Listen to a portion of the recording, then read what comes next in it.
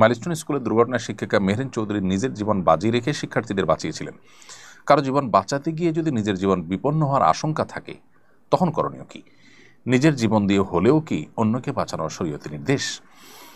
কাউকে আগুনে পড়ে যেতে দেখলে বা পানিতে ডুবে যেতে দেখলে বা কোনো বিপদে পড়ে যেতে দেখলে তাকে রক্ষা করার জন্য সামর্থ্য অনুযায়ী চেষ্টা করা আমাদের উপর অবশ্য কর্তব্য। যারা সুস্থ সবল আছেন, যাদের সুযোগ আছে, তারা বিপদে নিপতিত মানুষকে উদ্ধার করবার জন্য তাদের চেষ্টা করতে হবে, যেটা আজকাল আমাদেরকে করতে দেখা যায় না।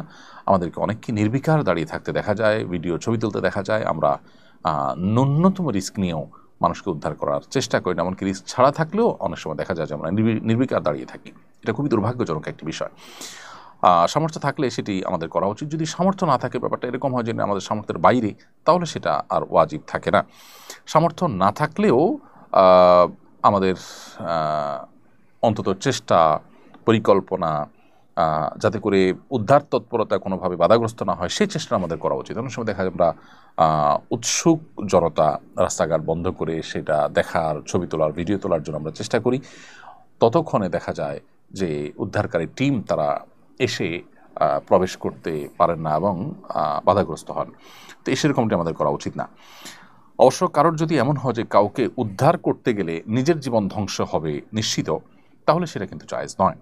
আপনি কাউকে উদ্ধার করতে গেলে আপনি যদি মনে করেন যে আপনি নিজেই আপনার মৃত্যু নিশ্চিত, তাহলে সেক্ষেত্রে আপনি নিজেকে মৃত্যুর দিকে ঠেলে দিয়ে আরেকজনকে উদ্ধার করতে যাবেন, উদ্ধার তো করতে পারবেই না, বরং আপনি মৃত্যুবরণ করবেন, সেটা কিন্তু জায়েজ হবে না, যেহেতু এটা আত্মহত্যার মধ্যে পড়ে। যদি কেউ উদ্ধার করলে উদ্ধার করতে পারেন, উদ্ধার করে নিজেও রক্ষা পেতে পারেন, সেরকম সম্ভাবনা থাকে এবং সেই সম্ভাবনার ভিত্তিতে তিনি চেষ্টা করেন, এরপর তিনি যদি মারা যান, তাহলে আল্লাহর কাছে তিনি বিপুল পরিমাণ সওয়াব লাভ করবেন, যেহেতু তিনি অন্যায় কিছু করেননি, বরং তিনি মানুষকে উদ্ধার করার জন্য নিজের জীবনকে রিস্কের মধ্যে ফেলেছেন। এখানে ব্যাপারটি এরকম না যে তার ধ্বংস হওয়া বা তার মৃত্যু নিশ্চিত বা তার রক্ষা পাওয়ার কোনো উপায় নেই যদি উদ্ধার করতে চান, বরং উদ্ধার করতে গিয়ে তিনি কিছুটা রিস্ক নিয়েছেন, জাস্ট এটুকু। তো এটুকু তো আমাদের করতেই হবে, সেটা শুধু জায়েজ নয়, বরং সেটা আমাদের জন্য বিপুল পরিমাণ সওয়াবের কারণ হতে পারে এবং আল্লাহ তাআলার কাছে এর জন্য প্রতিদান প্রাপ্ত হবেন তিনি। এবং পানিতে আগুনে কাউকে উদ্ধার করতে গিয়ে যদি পানিতে আগুনে ডুবে কিংবা পুড়ে মারা যায় কেউ, তাহলে সেক্ষেত্রে তিনি শাহাদাতের মর্যাদা লাভ করবেন ইনশাআল্লাহ।